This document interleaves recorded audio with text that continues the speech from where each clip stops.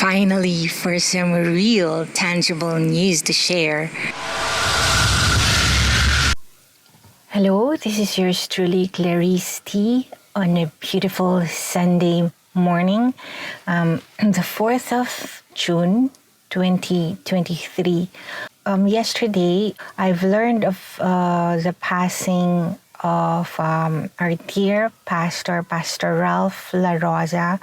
He was an American pastor who founded Lucena Bible Church, where I became a member during the transition years. After the physical separation, the final break from my husband, and as I navigate through the streets of Metro Manila to deliver my books, I was so grounded by the teachings of the church, and that whenever I come home from Metro Manila and I come home to my daughters, to my family, my mother, I was living with my mother whenever I get home from my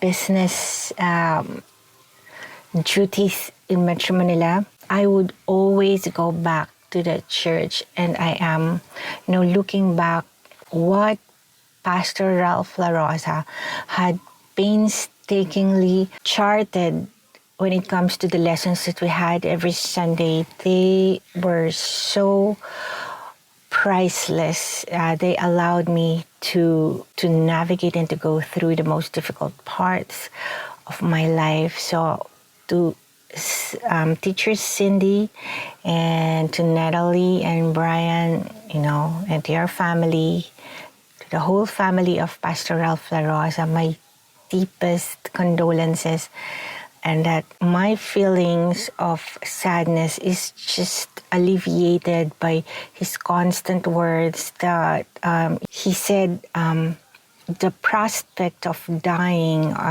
it's the normal reaction is fear, and we hesitate, we do everything to prolong our life, not to be at a place where it's where we say our final goodbyes to our loved ones, to the work that we have in this life, but that the process, the moment that he departs, he separates from his physical body, instantly he would be in the presence of our Lord Jesus Christ, and that gives solace to us who would mourn his passing. Looking back and putting the pieces together where we left off, why I had to make decisions to temporarily cut ties with the church because of the legal matters that are about to be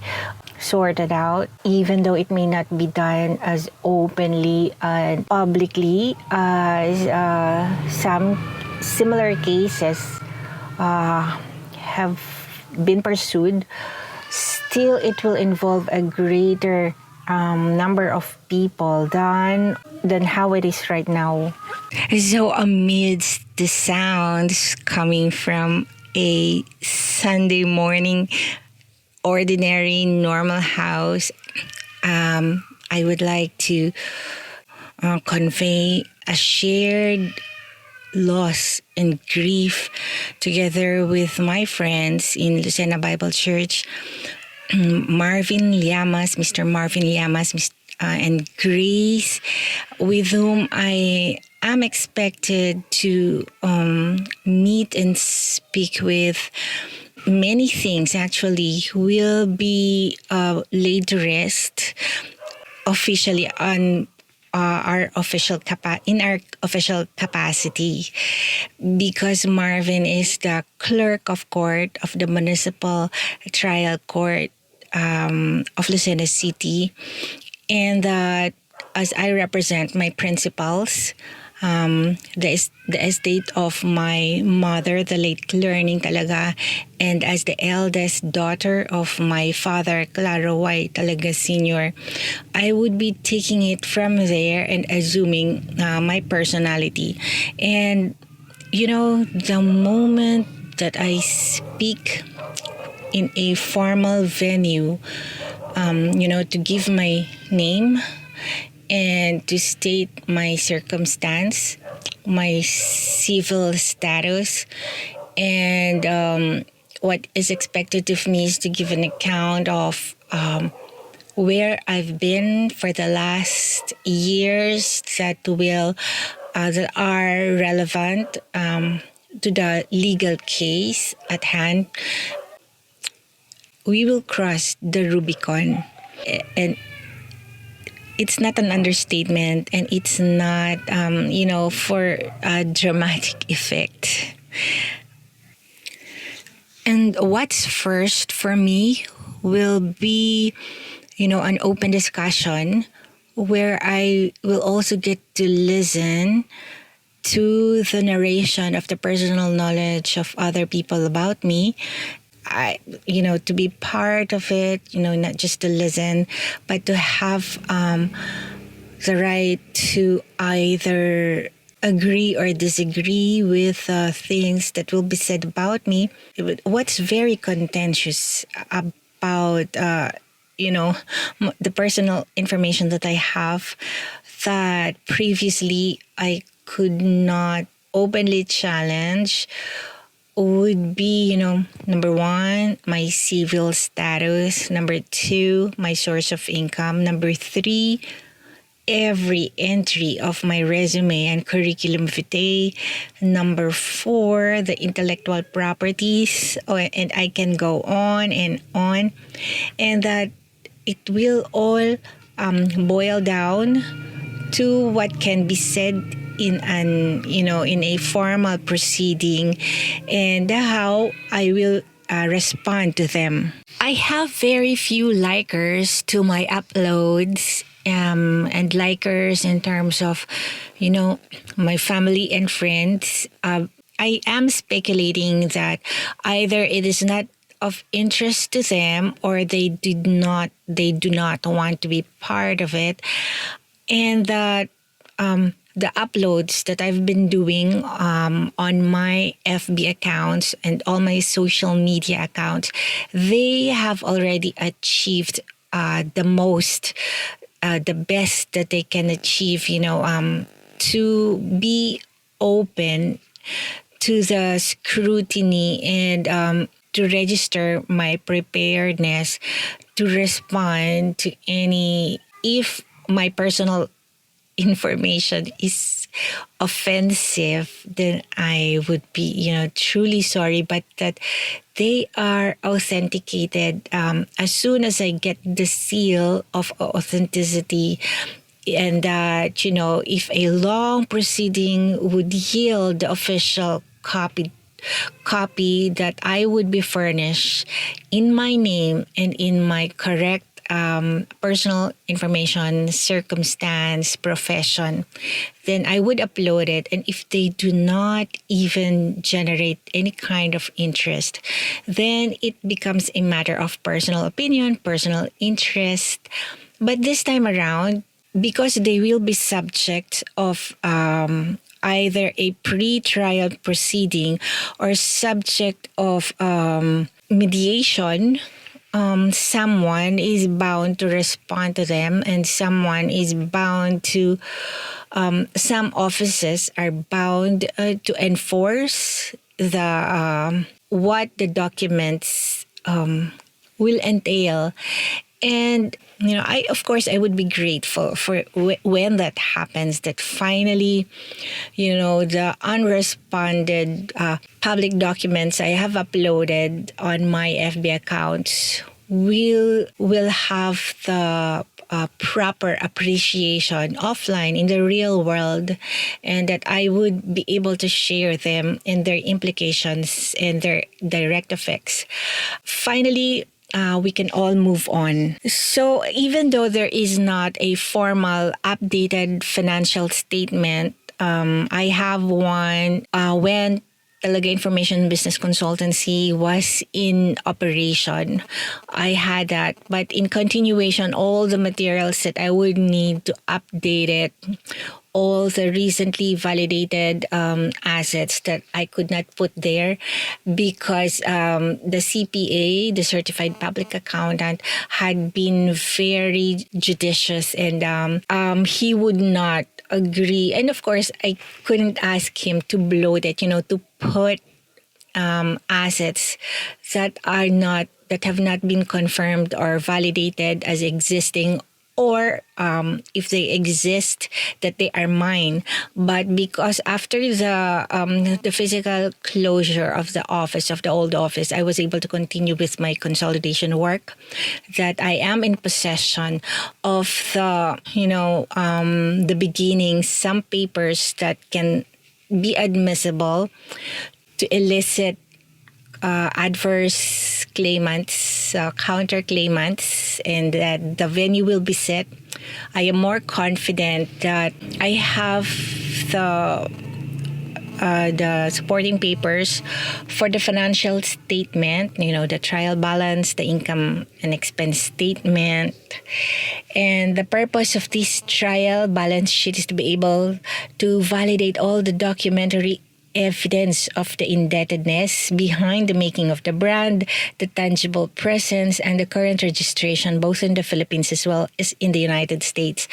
The mere presence of money or fund, it's not enough. It's never enough.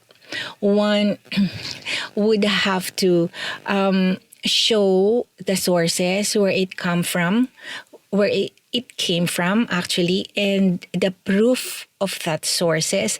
Because if even one part of the chain is not validated, it would appear as if the money can come from fraud, from illegitimate gains and ill-gotten wealth, without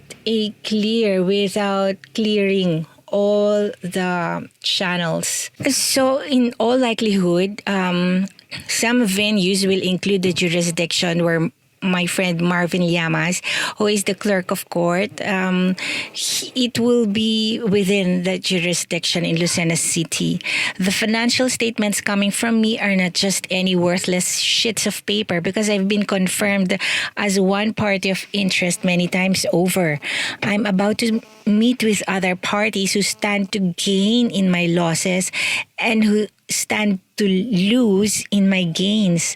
So somehow our interests can be aligned, or will be countering each other's interests in terms of gains and losses. So amicability is to be expected, as well as hostility.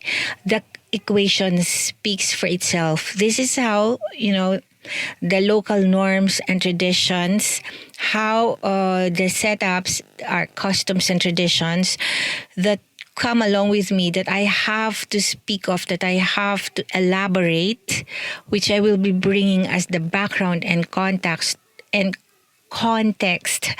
of my physical presence in the United States, to represent myself as a published writer and as a music artist with my own IPs, intellectual properties, with my own IPs, the internet protocol where I've been doing the business. And these details will not matter here in the Philippines, even though I establish that so-and-so numbers are my IPs and so-and-so numbers is my GPS location. It will not matter, because we don't have the technology and the wherewithals and the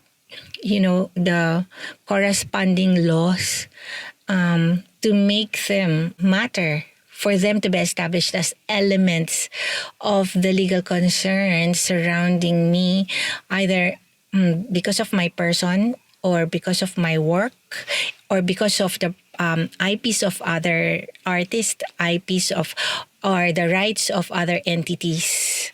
So from this point of view, it will cease to matter. A fund is a nationalistic or patriotic cash, in as much as where did it come from, whose name is it registered, because it just cannot, just like a mushroom at random where it suddenly sprouted out of the ground. If I cannot produce the sources, it might as well be open to all challenges and speculations. So now at this point in time, the way that I have managed the assets and the funds that went through that under my stewardship would be put to a test from the personal opinion side, from whatever standard is the evaluation. But for the purpose of the financial statements, it should come from somewhere before it can be considered as legitimate cash, legitimate assets, or assets that are due for forfeiture, for assets that should be taken away from me, that if my financial statements will include them, that I would be held liable, culpable for claiming them because they actually belong to someone else. And do I share just because it's in my name? Does it belong to me? So all these things will be subject of discussion where I can participate, thank God. So at this point in time, this fund can be traced from individual's tax declaration, individual balance sheet and income statement, or various ORs upon endowments, upon awarding, upon payment. So they should reflect they should reflect the entry in someone's balance sheet and income statement. Just because I am openly established as this Clarissa talaga Garcia, still married according to Philippine laws, what comes next? I share this concern and objective because it happened to me. It's not futuristic and it's not speculation. My filing cabinet, steel cabinet, is filled up. It cannot hold the capacity of the paperwork that I have to come up with when I had to provide layers and layers of identifications that in essence had removed me from the stain of money laundering, beneficiary of gambling lord, or bribery loot before I could proceed to the business as usual. The interruption had been quite revealing as well as concealing, for without the scaffolding and the wastage from learning experiences, without the benefit of countless promissory notes and apologies because not one person made all the right decisions from the start, all throughout consistently had been perfect, I truly have nothing to speak for the last years of my life, and that I am usurping the identification and the connections of this woman being invalidated by my presence. So my mere presence, my physical presence, invalidates the identification of another person, be it a man or a woman. My presence invalidates the claims of another person of interest, party of interest. That's why I would be so naive to discount the possibility that I am an object of hostility or, bitterness and anger. At some point in life, I have also gone through those emotions, the indignation and the sense of injustice that I had to process. And it's not an easy task. Those are not experiences that I would like to repeat over and over again. So whenever a large amount of, say, US dollars that circulated in the Philippines through foreign exchange, either by bank or by any forex dealer, it will have a point, or it should have a point of origin, even though they became Philippine pesos and changed hands over a period of time. Tax credits, deductions, the universal tax filing, they mean tons of paperwork at the very least. Just like how Malaysian ringgit converted to US dollars, exchanged to Philippine pesos, will have equivalent paperwork to distinguish it from other activities, legal and illegal. So that's it for now in this matter, and I would like to jump on to the next topic. So this next topic is not totally irrelevant or independent of the other topic. As a U.S. visa applicant, and if ever I will be granted a U.S. visa according to my application, which is type P and type O, as opposed to previous B1, B2 tourist visa, I cannot just surface with any unaccounted cash that will turn out to be the money used to pay for legitimate service, because that will be money laundering. An illegitimate fund applied to legitimate expenditure that hopefully will wash away the background of that cash. That's money laundering. What does someone like me can expect upon reaching the U.S. shores? So what chance do I have to be distinguished from that other identification before I could substantiate and validate my legitimate self?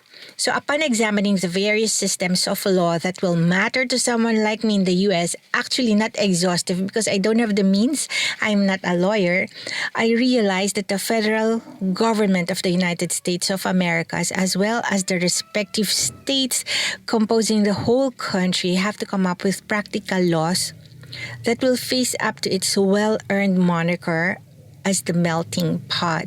So, in my very unprofessional, very amateur analysis, from what published write-ups had been put out to warn the general population of how the system of laws work in the U.S.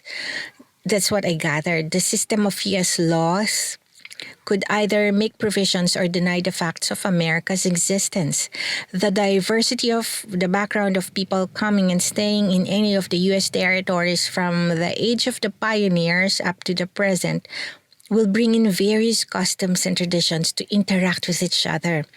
That in order to maintain law and order within its territories and borders, while simultaneously respecting the traditions and customs of various nationalities of specific ethnicity in the U.S. that either have presence or business connections in the U.S., there has to be some practical principles in their systems of law for that. Like what comes with my presence may be some family conflict or parochial conflict disputes. And I may not know of the particulars at the moment, but common sense will indicate that there must be corresponding U.S. laws that will speak to the nuances of issues and concerns that I will bring with me. I've been told that we have Chinese blood from the Yazon side, who came from the Bicol region. I don't know if Mama's side has also Chinese blood, but I know that we have Spanish lineage also among others, and that the study of Pitong Lahi, the 7 families who had resided here in Lucena City, is a very interesting study separating urban legends from real from what's real. And we're not unique in that sense because of the Philippine history. We've been colonized, invaded, also the traders practice from through barters in trading to gold standard. So from the old to the current Philippines, the international waters carry the goods to and via the Philippine waters, this amongst the 7,000 plus islands. Still, I don't think we can be called melting pot, which some states in America are prominently known as, coming from, from the European, from the Africa, from and staying there and being Americans. Like, we are called the Filipino Americans, Phil-Amps. So, and I believe this is where the channel of blessing came from in terms of the economic prosperity seemed to fall on the New World. That was how America was known back then. The old world and the new world. The gospel of Christ had the most potential in places where in all likelihood the people tend to go back, to look back, to have strong connections with their native land and bring with them the goings on, including the newly found faith. And what if they heard previously the rumors about what Christianity is, but in places like in the melting pots, you could actually see and listen to and watch how it is practiced, and that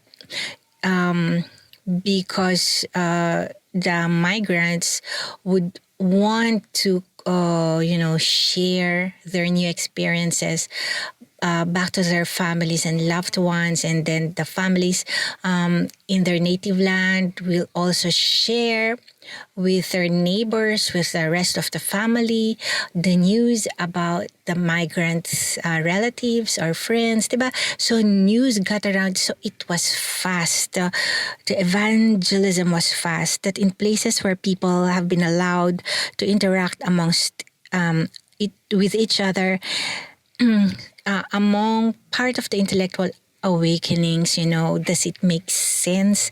Can your faith answer the basic questions, the difficult questions, before a critical mind can appreciate where you're coming from, why you have to share your faith, and why attribute something to God's provision, something like that. So culturally, economically, the hungry and the weary and the persecuted and the downtrodden had truly thrived and prospered during that historical period of time. I am not saying that in areas where the restrictions mean life and death for sharing the salvation of Christ, there is no blessing. But on the contrary, certain provisions are needed just to survive.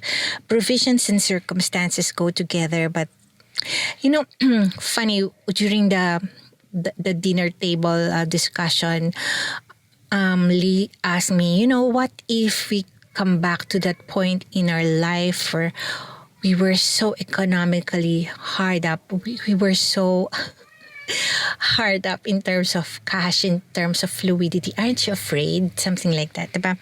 So the different kinds of provision and spending cash is just one of the provisions that God gives. There are others in order for us to get past some difficulties, like the provision of good health, the provision of abilities that you didn't know that you have, but because of the trying times, you're able to discover an ability that can tide you over. So many things are born of adversity. It's so cliche.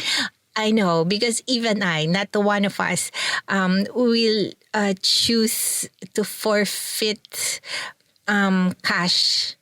spending cash in place of that. Oh my.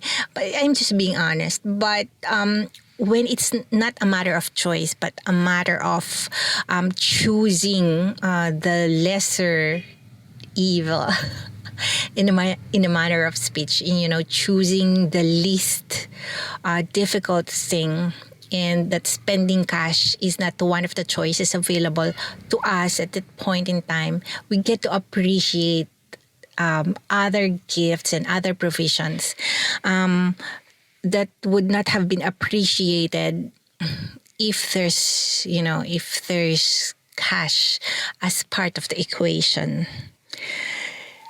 And yeah, that makes me feel good. And somehow, diba, it's really a matter of perspective. And look at us now. If I feel that I am just rationalizing and that I was putting good labels to the hardship, to the actual,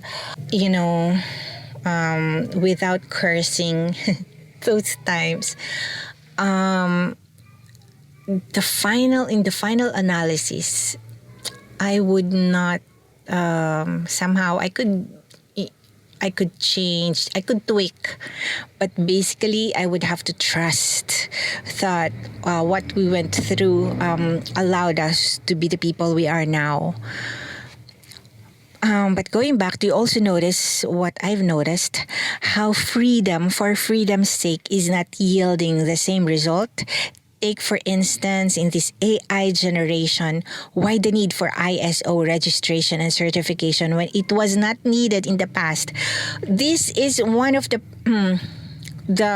things that I would not have known had I not been exposed to this, had I not been relayed this information when looking for the paper, for the documents that would proclaim that I am me, that would prove to the sundry, to all men present, that it is me, I am the real me. So we did not need to authenticate so much in the past, where some documents, important documents that are being produced, that were being produced so painstakingly, were not available to ordinary applicants, to ordinary mortals, I would say, and that they would come at the end of the equally tedious and prolonged processes.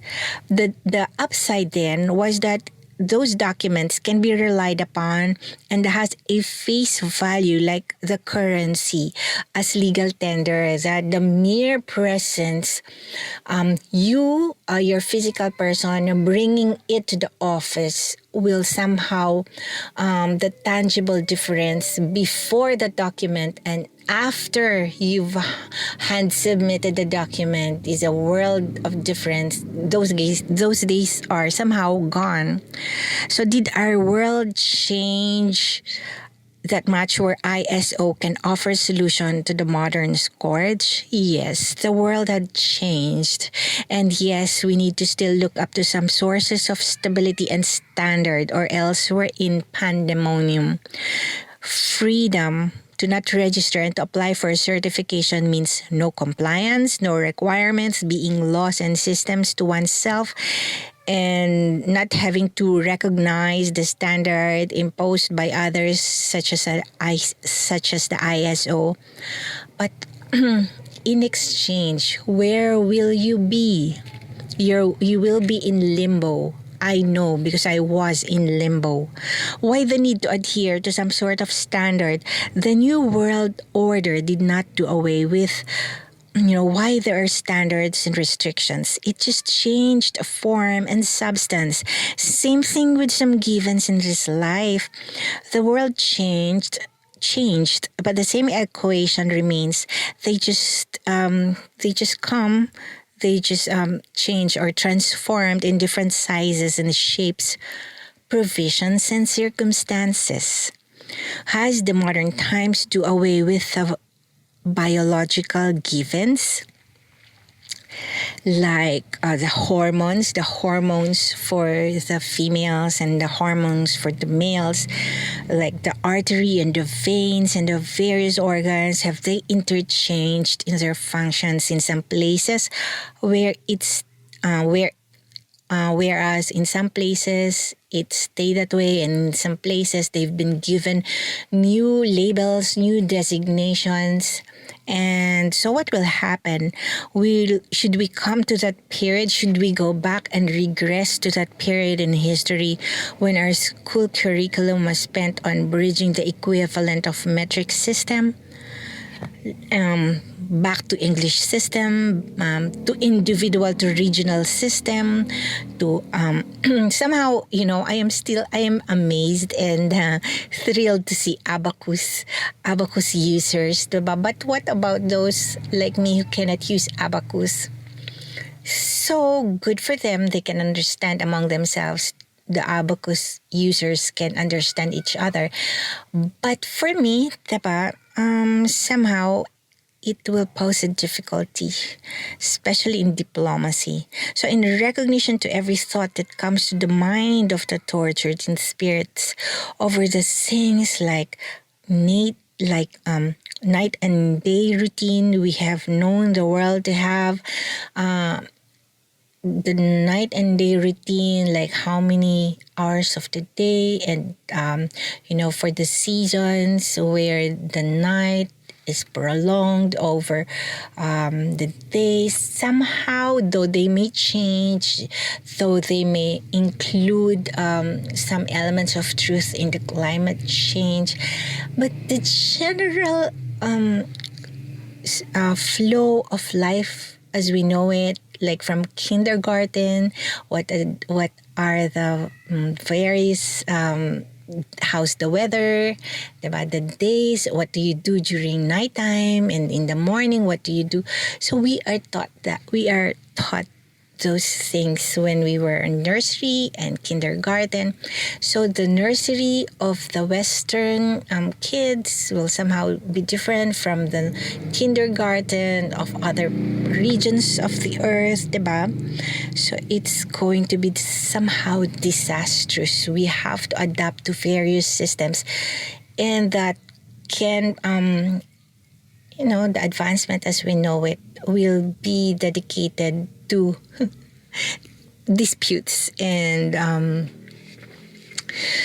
semantics. So this is especially relevant to engineers and scientists, Japanese engineers who must work with counterparts from other countries. So we really can't do away with the standards, even these modern times of technological advancements. That much it's just my opinion because, in contemplation and in the process of research, I have to stand back, take a pause and look at the system, the standard being used by one publishing of research material versus the research material from other sources, wherein they will quote included in the publishing of the findings or the researches would be the standards they used, and the process of evaluation. So so many impractical so many impractical consequences in in the emotional and the physical, psychological needs that somehow will still not be addressed, even if the pronouns, for example, have been changed according to their specifications. What will remain would be the void and the need to express, to find their identification and to find themselves, diba? So thank you. I know that it's so somehow so sanctimonious at the risk of being sanctimonious, but it's just me, the technical writer, the research writer that I am. So I am also looking forward to hearing your views about this. And the time is coming when you and I will get to interact and address each other's opinions. So for now, bye. This is yours truly, Clarissa. And please watch out for my music releases. They are bound to be in keeping with the times. Thanks so much. So if I'm real and if my documents are truly registered in the local regulatory offices, then my hold over this runaway, aka or also known as Clarissa, is truly a